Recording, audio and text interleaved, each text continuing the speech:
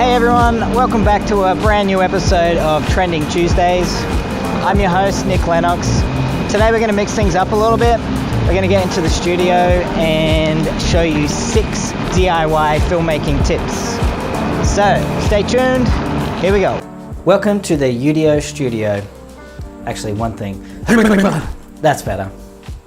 Actually, one more thing. Nice. Alright, first off we're going to talk about lighting. Now lighting's one of the most important things in getting professional looking video. So in this first example, what we did was just use the available window light. It was pretty late in the afternoon, but I had direct sunlight coming through the window. So I did something that's called diffusion, which basically is like, think of a cloudy day, sort of diffusing the light, making the light completely soft. No harsh highlights or shadows. All I did for this was use a bed sheet, a white bed sheet. And then on the left side of my face, I just used a regular lamp, and you can diffuse that with something like butcher's paper or a white opaque shower curtain. There's plenty of things that work. Just make sure it's not flammable, as lamps can get pretty hot and you don't want to start a fire. So just think practically. There's plenty of practical applications that you can use without spending a ton of money. Windows work great, cloudy days are great.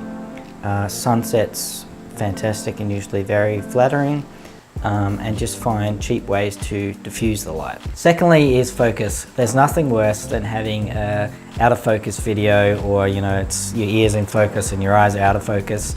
If you're filming on a mobile, it's generally really easy, as the face tracking is going to keep you in focus pretty easily. For those of you that do use a DSLR or a mirrorless, it can be tricky if you're filming yourself and it doesn't have a flip up screen or something. A little trick that I often use is I find the spot that I want to stand or sit, and then I'll get something like a broomstick or a mop or whatever it might be, and stick that where your face will be and focus on that. You can also put a mirror behind the screen if you're wanting to see yourself while you're recording. They're just some cheap options to make sure your focus is right when you're recording yourself. Number 3 is audio. There's nothing worse than really poor audio in a video or a podcast. It really makes it hard to take the content in. Some key things to look out for is distortion.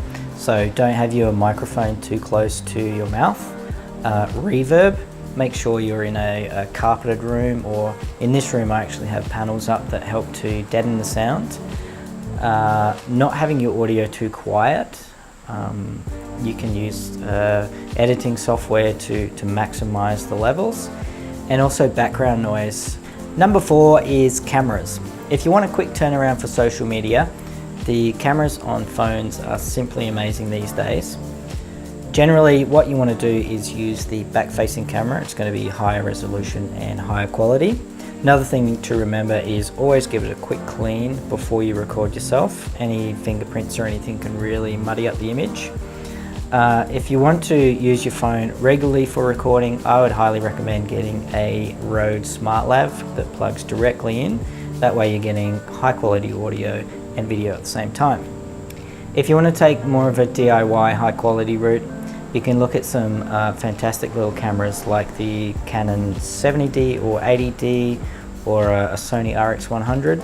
They generally have really great autofocus, articulating screens. Number 5 is editing. And editing can be one of the hardest, most time-consuming parts of this process.